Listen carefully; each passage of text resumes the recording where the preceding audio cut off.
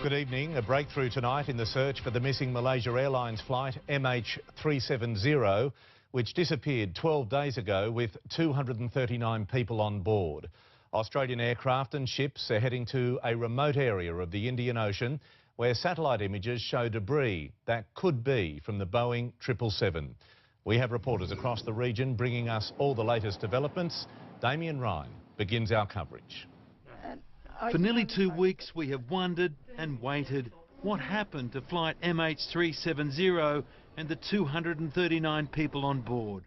Well, this afternoon, the first hint of a breakthrough delivered by our own Prime Minister. New and credible information has come to light in relation to the search for Malaysia Airlines flight MH370 in the southern Indian Ocean. And the world held its breath.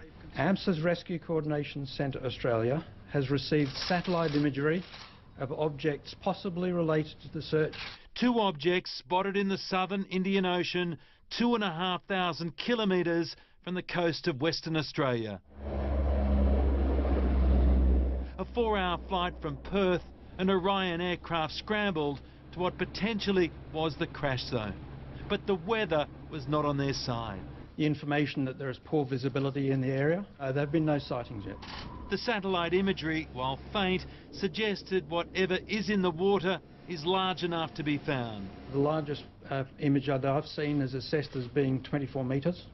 There's another one that's smaller than that, and a number of other images in the general area of the biggest one. Commercial satellites are now being accessed and directed at the search area, homing in, trying to get a better view for analysts. The imagery is being progressively captured by satellites passing over various areas. The task of analysing imagery is quite difficult. It requires drawing down frames and going through frame by frame. In the meantime, 5 more aircraft have now been dispatched, and the US media is already reporting that one of its spotter aircraft has picked up significant radar returns in the area. HMAS Success is also steaming towards the zone, so remote it will still take a number of days to get there. But can the world wait much longer? In Kuala Lumpur, the hub of this mystery, the news of a possible sighting set a flash through the waiting media scrum. Those leading the hunt here, though, urge caution.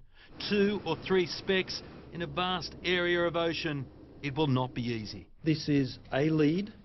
It is probably the best lead we have right now, but we need to get there, find them, see them, assess them, to know whether it's really meaningful or not. Damien Ryan, 9 News. And these images have just been released by AMSA. They show the debris in the Indian Ocean. The bigger of the 2 pieces is believed to be 24 metres across. The other piece of debris is estimated to be 5 metres across inside. So this is the first time I've seen these images.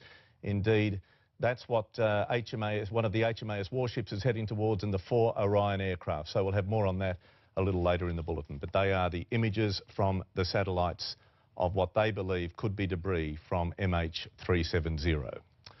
Well, reporter Cecile O'Connor is at the Royal Australian Air Force Base Pearce outside of Perth, where the Australian search aircraft are based. Cecile, what's happening there right now? Well, Peter, we're expecting the first of the RAAF Orions involved in this search to return here to Pearce in about an hour. And it's the equipment on board these search planes that will hopefully be able to obtain some high-resolution images of these objects that were found out there in the southern Indian Ocean. Planes have been leaving from Pearce during the day. About an hour ago, a New Zealand military aircraft headed out to help in the search.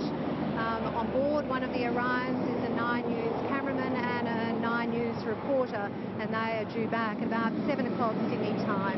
Peter.